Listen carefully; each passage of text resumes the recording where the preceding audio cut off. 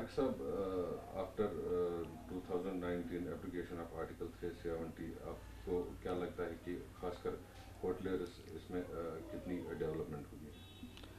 देखिए, ये बिल्कुल सही बात है। 2019 के बाद टूरिज़्म भी अच्छा रहा और होटलियर्स भी काफ़ी डेवलपमेंट हुई। डेवलपमेंट इन अ सेंस अच्छे अच्छे स्ट्रक्चर्स आ गए इधर। यहाँ ऑलमोस्ट आप देख रहे थे, यहाँ ज़्यादा हॉरिजॉन्टल स्ट्रक्चर्स थे। अब यहाँ वर्टिकल शेप में बड़ी बड़ी बिल्डिंगें भी आने लगी और अकोमोडेशन भी चाहिए है इधर। यहाँ ज़रूरत है अकोमोडेशन की, खासकर श्रीनगर सिटी में। तो मगर मेरी एक गुजारिश होगी यहाँ पर, जो भी यहाँ पर स्ट्रक्चर्स बने, इनको थोड़ा सा हेरिटेज टच दे ताकि ये कश्मीर के एनवायरनमेंट के साथ सूट करे। क्योंकि यहाँ जो टूरिस्ट है वो आपकी बिल्डिंग देखने नहीं आएगा, वो आपका एनवायरनमेंट, आपके माउंटेन्स, लेक्स।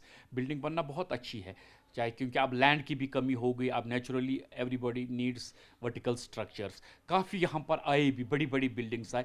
और यहाँ पर एक बहुत अच्छी चीज़ जो हुई है, बिग ब्रांड्स आ गए यहाँ, चेन्स ऑफ होटल्स। यहाँ लोकल्स तक ही लिमिटेड थे होटल्स, अब यहाँ बाहर से चेन्स आने लगी, जो कि कस्टमर को पता होती चाहिए मुझे किस चेन में जाना है। इसका बुकिंग भी वहीं से आता है। ये इंसान पहले प्लान करना, अगर मैं श्रीनगर पहुंचूंगा तो मुझे रेडिसन में रहना है।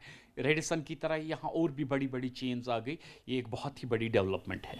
टेंटेटिवली अगर हम होटलर्स की बात करें तो कितने होटल्स तब से ये तामीर हुए होंगे?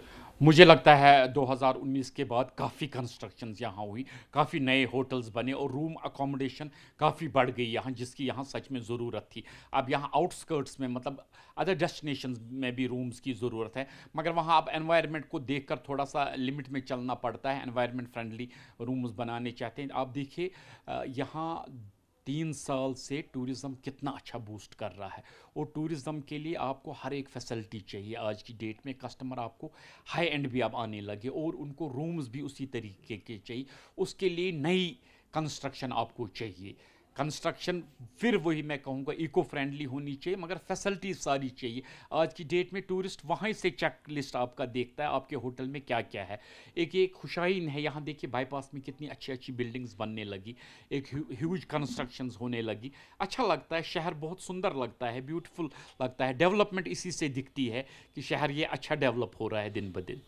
हाई राइज बिल्डिंग्स की अगर बात करें, 2019 तक तो बहुत कम नज़र आ रही थी। उसके बाद बहुत सी बिल्डिंग्स हमें नज़र आ रही है, तो इसको आप कैसे देखते हैं? देखिए ये बिल्कुल सही बात है। 2019 तक यहाँ मुझे लगता है 2 या 3 स्टोरीज लोग मैक्सिमम बनाते। अब यहाँ हाई राइज बिल्डिंग आ, यहाँ बहुत अच्छे मॉल्स आ गए, सेंट्रल कश्मीर में आ गए, सिटी में आ गए, आउटस्कर्ट्स में, बाईपास में आप देखिए कितने मॉल्स आ गए, कितने बड़े बड़े शोरूम्स आ गए, उनमें कितने बड़े बड़े ब्रांड्स हो गए। इससे और एक चीज़ हमें हुआ, इससे एम्प्लॉयमेंट भी जनरेट हो गया। हमारे जो यूथ था ये इनमें as a salesman, as a sales manager काम करने लगे। होटल्स ने बहुत ज़्यादा एम्प्लॉयमेंट क्रिएट की और इन्होंने बहुत अच्छा यूथ को प्लेटफॉर्म एक दिया। ये जो बाहर की इंटरनेशनल चेन्स होती है, इनमें सैलरी भी हैंडसम सैलरी मिलती। ये सारा डेवलपमेंट की तो और ही जा रहा है।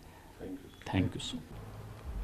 मंजूर साहब, आप मुझे बताइए, 2019 के बाद यहाँ खासकर अगर हम होटल्स की बात करें या हाउस बोट्स की बात करें, तो कितनी डेवलपमेंट देखने को मिल रही है? देखिए 2019 के बाद अगर मैं ओवरऑल डेवलपमेंट की बात करूंगा तो बहुत सारी डेवलपमेंट्स हुई हैं। अगर आप देखेंगे यहाँ पे जो कश्मीर में एक वो सिस्टम नहीं था, हमारे यहाँ अब बड़े शॉपिंग मॉल्स भी वजूद में आए हैं। तो लोग बाहर देख के कहते थे कि ये बाहर बड़ी ऐसी शॉपिंग सेंटर्स होते हैं। मेरे को लगता है कश्मीर में भी हर एक जगह, इवन डिस्ट्रिक्ट्स में भी हैं, तो इट्स पार्ट ऑफ डेवलपमेंट। या जो नए होटल्स भी बने, बहुत सारी जगहों पे बने हैं, इसको भी डेवलपमेंट ही बोलेंगे या मतलब बहुत सारी और चीज़ें हो गई हैं। तो जो मतलब 19 के बाद हुई है तो अच्छी बात है, लोगों को रोज़गार भी मिलता है। जो यहाँ की जनरेशन है, नई जनरेशन है, उनको भी कुछ मौका मिलता है अपना रोज़गार, अपना फ्यूचर बनाने का, कुछ सोचने के लिए। वो फिर मजबूर होते हैं कि हम कुछ न कुछ करें। पहले वो बाहर भी जॉब्स ढूंढने जाते थे, तो आज अगर उनको यहाँ ही घर में ही जॉब्स मिले तो अच्छी बात है। प्राइवेट सेक्टर की मैं बात कर रहा हूँ। तो देखिए इसमें एक हाउस बोट की आपने बात कही, मेरे को लगता है खाली हाउस बोट ही एक ऐसा हमारा टूरिज़्म का एक सेगमेंट है जो बिल्कुल ग्रो नहीं कर रहा है। क्योंकि अब हमारा हाउस बोट जो था वो 2500 के तादाद में था, आज वो 750 की तादाद में है।